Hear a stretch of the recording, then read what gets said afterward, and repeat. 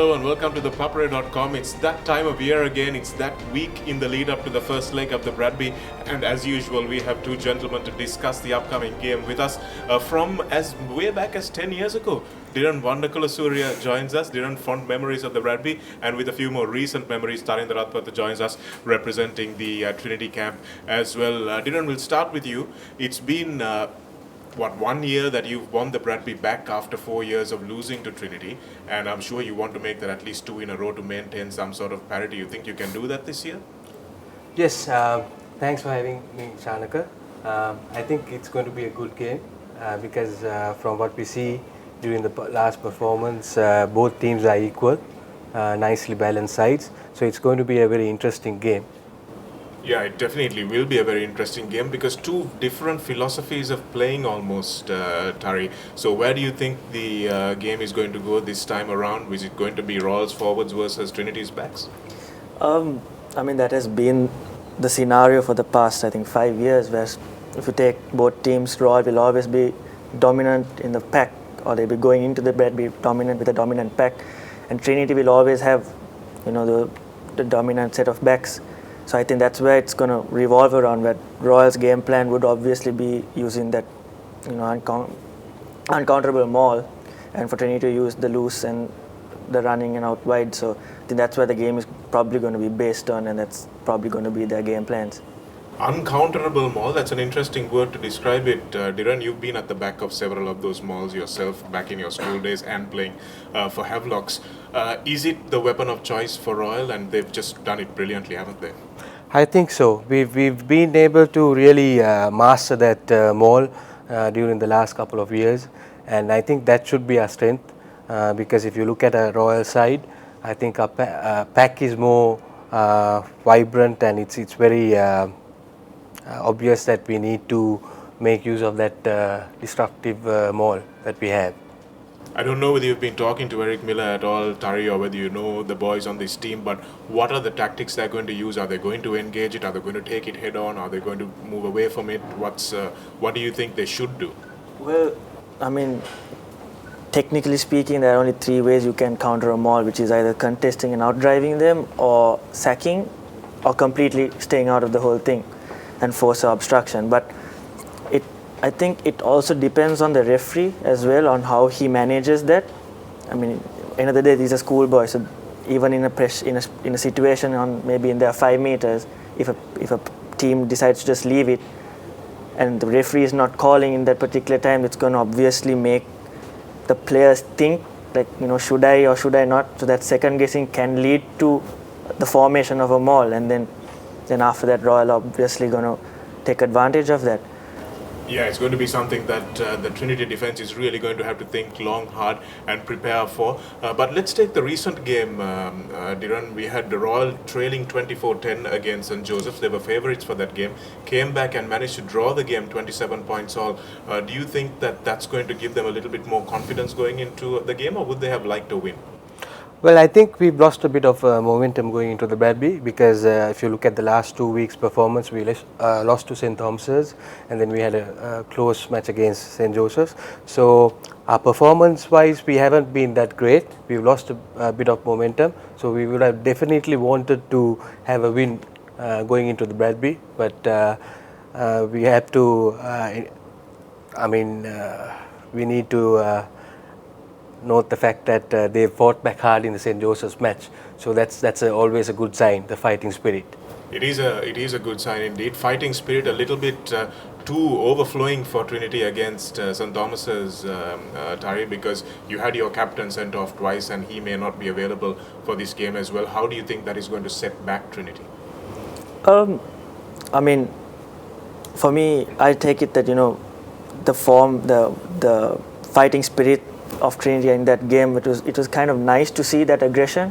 Maybe that aggression was slightly misdirected in the hype and maybe the lead up to the game, but if that aggression is taken in a positive way and therefore put it into a more rugby perspective, then that aggression can lead to a win.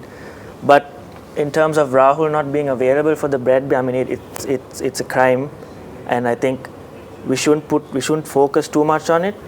End of the day, they're still kids, So, and if you take the two offences, I mean, it was not because of that fighting spirit, that it was just that he was just a little too eager, over eager to make that tackle, and because he's a big guy, he's probably liable for that. So it's a big loss though, and it's going to put a bit of pressure, but I think Trinity will be able to handle it. I mean, they've come out on top with worse odds against them. Speaking of big guys, Royals captain Nicola, he's going to be leading from the back of that scrum, Dhiran, a place where you occupied for a couple of years as well. How do you see Nicola coming into this game and taking it by the scruff of its neck? He's a very big boy and he runs hard. And would he need to bring the rest of his players into the game a little bit more, do you think, or just take it on himself? I think we need to focus on the entire pack. It's just not Nicola. We don't need to put too much of pressure or have too many expectations out of him. He has been playing very well. He's been in good form. So we need to, the rest of the forwards need to play around him, I think, because he's been very dominant with the ball carrying ability. So he needs to play a bit more, and for the rest of the forwards to support him. And we've had a bit of up and down season for Trinity so far. Tari, we had a 2-point very close win against Wesley. Then you had the loss against St. Thomas. It's a pretty good performance against DS. That's probably their best performance to date. So the inconsistency, how do you see that playing out in the lead up to this very big game? Generally, I mean, and I think you can support me on this. The first game is always the toughest. So I think, putting aside the Wesley game, I think that's like a stepping stone that every team has to get past, and it depends on how well you manage that. So once you get past that first stepping stone, if it's on a high, it'll carry on. But if it's a very mild win like Trinity did, it's a gradual ascent. So, and even taking the loss on of St. Thomas's, I think we played a really good game, and we played a different brand of rugby, I think, which will differ from Royal. Obviously, it's a more loose, a more open, and more running, using the width and using the wingers. So I think, all in all, Trinity's inconsistency wouldn't really matter unless if they stick to their game plan and if they stick to their strengths, which I think they didn't do at times in the Thomian game. So if they manage to do that, I think they manage themselves in the Bradby. So execution looks like it's going to be key. I'm not going to ask either of these gentlemen who they think is going to win the game, because they're obviously going to stick with their sides. But I'll ask Dhiran, why do you think Royal is going to win it? Yeah, I think we've if you look at how we played during the last 4 weeks, we've been more constructive in our patterns, and we played according to a game plan.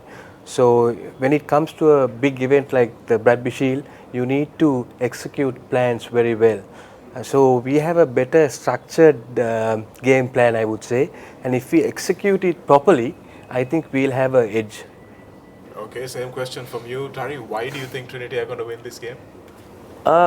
Based on the explanation he just gave, because if you take the 4 weeks Royal have played, their game plan has just been kicking it to the corner and just mauling it straight through, forcing an error on the opposition. And even though it has brought them a few victories, I don't think with quality sides in the future it will work, because end of the day, rugby is supposed to be everything. Like, you don't have to be dependent on just your forwards. Whereas why I believe Trinity is going to win is, I think it's a very complementary side. You would not find either section of the backs or the forwards dominating. They back each other very well, and I think that's the key for as a spectator now to watch a really good brand of rugby or a good game of rugby. And I think that's the main aspect. We need to keep that complementary, keep that consistency in balancing both sides, being able to match their forwards as well as being able to dominate in the backs. So that's the key, and that's why we're going to win, if we manage to control it. Some expressions of confidence from both gentlemen here. Whatever happens to the result, I'm sure it's going to be a cracking game of rugby. It almost always is. Has Trinity's dominance ended? They've won 4 years in a row. Royal fought one back last year in 2015. Can they continue that for a second year in a row? That's the big question on everybody's minds when we go into the Royal Complex on Saturday. Gentlemen, thank you very much for joining us on ThePapare.com. Thank you for having us.